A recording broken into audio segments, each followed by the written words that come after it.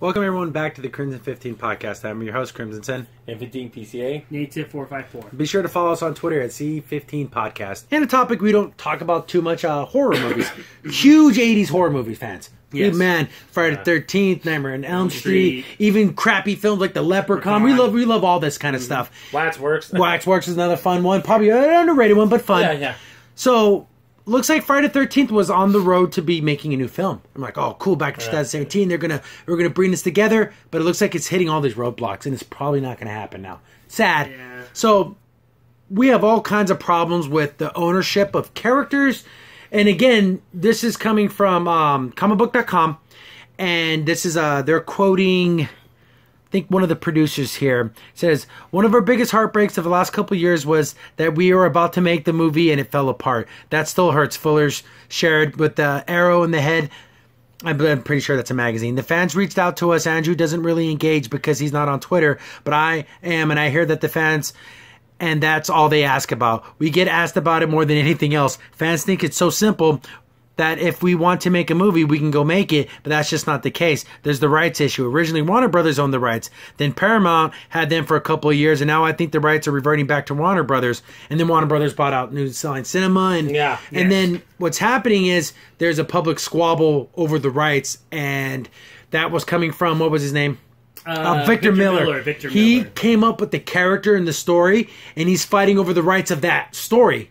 So if you take out Jason Voorhees and his mom and that whole setup, and you just have the name Friday the 13th, well, you don't have a movie then. Yeah, I mean, you can have Jason or have a Jason-like character, but it won't. It's not Jason. Yeah. Well, all I know is they only worked one time. Now it's Friday the 13th series. You're not going to be able to do magic twice. Okay with that? Yeah. You're just having the name and nothing to do with Jason. And exactly, and that's kind of sad because fans, even though you may not think it because Friday the 13th is kind of older now. There's some diehard fans that love that lore. Oh, like you just said, he gets hit up on Twitter every single day about it. Oh, yeah. I mean, there's fans that go to the Camp Crystal Lake, that was where it was filmed. There's a real freaking Jason Voorhees in the freaking river. Really? Like in the lake, yeah. Someone put one down there. Oh, that's so it's creepy. like it has the chains and everything on it. So if you go scuba diving, you can see it down there. It's literally it's in a Minneapolis lake. It frightens me. Just looking at the Yes. pictures of it, it makes me scared because I don't like it. Even though it's like a dummy, what if it just like moved a little bit? Yeah, exactly. Okay, I'm leaving. Okay, I'm out of here. Let's go. Pull me up. But that's cool. That shows you how much people love it. Oh, yeah. Yeah. So he continues on in this article. At the same time, there is an ongoing lawsuit with Victor Miller.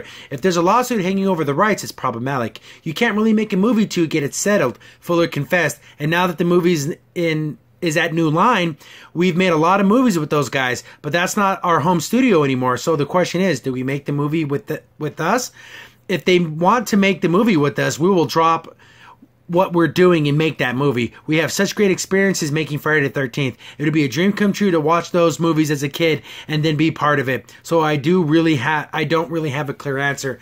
So they're willing to do this. But again, legal Issues, crap, red tape is keeping us from a Friday the 13th. Mm-hmm. It's funny about what we're talking about, this very subject about writers of Friday the 13th, because I remember 4 years ago I went to a panel, and I think Simon was one of the Friday the 13th writers, but he did part 3.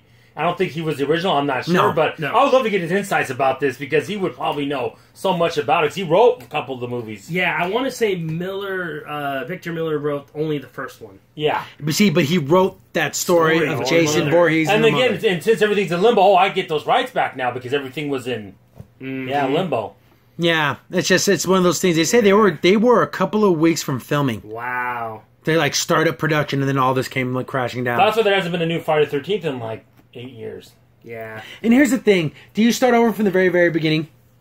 Well, you could, or do you want to go off their Jason X and go past that? Oh no, you go in the past. That's yeah. I think what you should do is probably do it maybe a little bit after the first one. So now it's Jason being, he needs his hockey mask, not the burlap sack. He needs the hockey mask. He needs the jumpsuit. He needs the machete. Yeah, you start from there and move on. Exactly. I wouldn't even mind if he's not demonic just yet. If you're going with that, yeah, is he a demon or an evil spirit? I say you give him his long hair because and when he's human, he actually has like long hair, even though his face is still messed it's all distorted like zombie. Yeah. I will say this about Jason. Like I remember they were talking about. I was watching a documentary about it, and the famous makeup artist, he does a lot of Romero stuff too. Yeah. I don't remember his name. He was in the Vietnam War. But anyways, he goes, without the hockey mask, Jason would have been forgotten. That's what made him iconic. Yes. He had Because to have that stick. What I love about the Friday the 13th is, like, during a lot of the movies, you just had to see the hockey mask is super far away and it's slowly but surely coming towards the screen.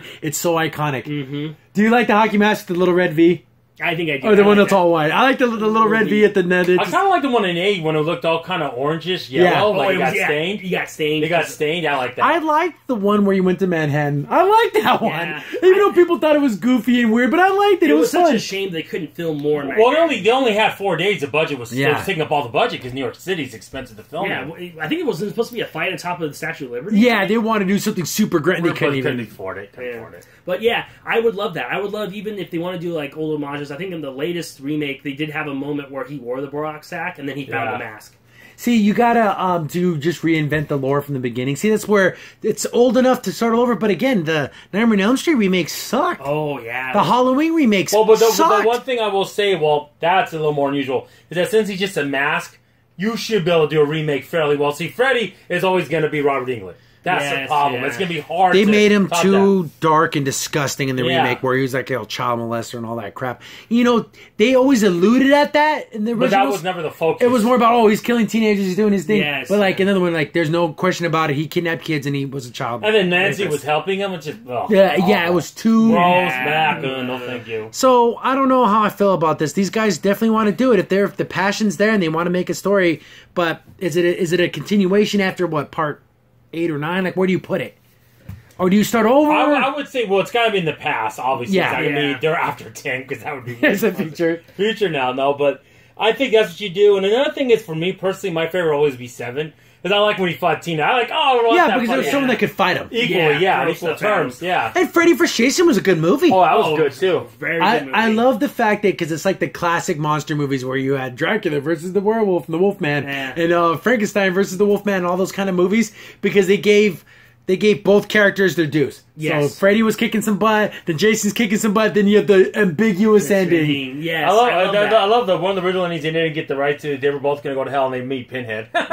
He's like, "Oh, gentlemen," you know. Yeah, that would have been funny. And that's where I love the fact that since Warner Brothers owns New Line and Jason now, they could do so much more stuff. Like, they can maybe really have that 80s dark universe of all these horror monsters.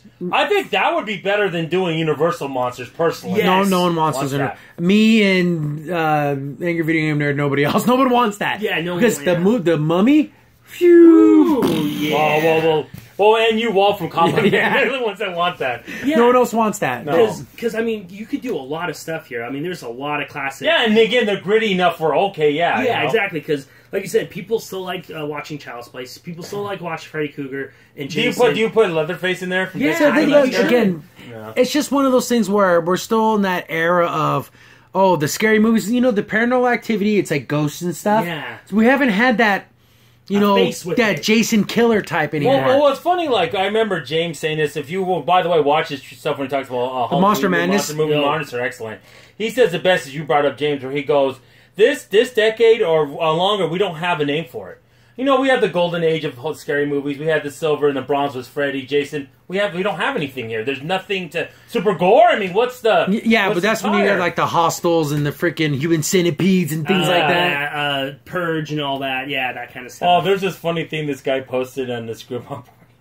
He says, this is what Netflix recommends. He watched Bugs Life. They recommended Human Centipede. Yeah, okay. They're both bugs, I guess. That's terrible. One's a prequel to the other, but you have to figure it out. Because, they're exactly the same. They're similar, There's one called, it's on Netflix, it's called like The Ritual, and that one's kind of cool, but again, it's more like mystical. Yeah, where's that bad guy, the iconic bad guy, Where's that good versus evil? I want to see that. That bad guy, this can carry a franchise type of guy. I don't know. Even Wishmaster was better than what they have now. Phantasm? Phantasm. Also, I think the most recent thing I saw, maybe Jeepers Creepers with that guy. See, but then it's almost got silly. Yeah. Oh, he's like this big machine gun, they're trying to shoot him, he's like bulletproof. It's like... Even for me personally, the only modern horror movie that I liked a lot was that It, Liz, whatever. But the acting was so cheesy. If it was better actors, I think it could have worked. Well, we had It last year. Yeah. But that was a classic story. But I remember something new I'm not. Yeah, like you said, Jeepers Creepers is kind of close. Then we had the Paranormal Activities and the Annabelle doll. What are those ones called? Insidious. Oh yeah. Not Insidious. Well, I think the Annabelle doll, but again though, that still makes me feel of child's Well, the play, problem though. is we're starting to even revert back to pre-early '80s. Freaking horror movies where we have April Fool's Day. You know, like you used to have Valentine's Day. It's like, okay, now we're getting back to Groundhog's Day, but scary, you know? So, hopefully we get a Friday the 13th. Hopefully we get it. Yeah. So in some way or form Oh, or it was her another. birthday. That's it. That was it. It's her birthday yeah. one. Whatever. Yeah, Happy Death Day. Death Day. See, again, that's like the early 80s when they had the Happy Valentine's. Yeah. That's just, again, stupid. Yeah. Yeah, and that was another weird one where it was sold as a scary movie, but it kind of wasn't. Yeah. Because they never explained why she was repeating her life. But anyways, Jason's cool. He deserves to exist. And I know that guy who wrote the original thing, he believes he deserves something. Let's come to a compromise. Can we split profits? Yeah. Can we do something? Give him a payout. I mean, come on. Seriously. Yeah. Pay him out. Yeah, do something. Get this going. I don't know. I'm no Make him a lawyer. head writer for this new series show. Whatever it gets to get this movie out. Or he might be so staunch where I don't want anyone to do anything with it. That would suck. It's my story or my thing I wrote about it. So I guarantee if they stroke his ego, he'll come around. Guarantee it. Again, and then there was the Friday the 13th video game, which was pretty fun. Oh, yeah. But it had a lot of bugs and everything, but it was cool for the museum. Yes. I kind of wish it would get cheaper. If it got to like $20, I'd buy it. I think the trailers they did were really good. Cool, yeah. Because they did some of the classic kind of like scary movie trailers. You're hiding under the bed, he walks by. Yeah. And I think it was really fun too. I like the whole. They did one with the '80s rock to it, and so it's like kind of classic. Like, oh yeah. And all the camp counselors like different abilities and everything. Yeah. They're like the different characters you can pick. And then how can we talk about Jason without doing the? That's a classic. And then you know, that's like that exactly. that '80s sting. You know, the music stings that would come out. Yeah, and also I admit the game had some pretty cool kill moves for Jason. Yeah, Jason's all about the kills. It was so good. Like I think the best one, which is pretty violent. Don't let your kids play this. If you grab one of the counselors, you buy a fire, he sticks your head in the fire and he kicks you in there. Yeah, that's. And it's like, oh my goodness! Favorite Jason kills. I think the arrow through the eyeball from behind. Oh yeah. Was that Kevin Bacon who got killed that way? It might have been. I don't know. Then the one in the sleeping bag where he just slams you around. Boom. And also, like I said, a funny note about that is that they cut a lot of that out in the movies. Like, it's supposed to go on longer. Yeah, the beating's supposed to go on for like another 8-9 seconds, but it was so gratuitous. Like, okay, guys, we gotta. Well, what's funny actually when you think about it, because in Jason 10 he does the same thing, and then they kept doing because they were just holodeck characters, so he could hit them as much as because they weren't real. Yeah, like they trapped them because that's when Jason goes outer space. It's ridiculous. Crazy. Yeah. But yeah, I mean, this is just classic. You know. Well, one of my favorite deaths, because it was so ridiculous, the boxer, when he hits one in, because the boxer starts fighting him, then Jason looks around and he just uppercuts him. No, it's your turn. Boom, knocks his head off. Oh my goodness. One of my personal favorites that was great. is actually one of the simpler ones where I think it's funny just because I know I probably think I'm a horrible person. It's when this guy's in a wheelchair and he gets the machete right to the face and he falls. That's a classic. Yeah, and I'm like, I feel so bad, but it's one of my favorites. Take that! Yeah, because it's like, come on, he was in a wheelchair. Like, what are you Jason does not discriminate. He'll kill anybody. Yes, he does. Yeah, he's. 100%. You're all sinners. You gotta die for all your immoralities. But yeah, definitely, we love Jason. We want to see Friday the 13th come back in some way or another. Let's let the hockey mask needs to be there. It's cool. Yeah. Yeah, at least every 5-6 years, do a movie. There's got to be something, right? There's got to be something, yeah. Crimson Sin here. Thanks for watching and be sure to like, sub, and share. Also, for the most up-to-date information about the podcast, follow us on Twitter at C15 Podcast.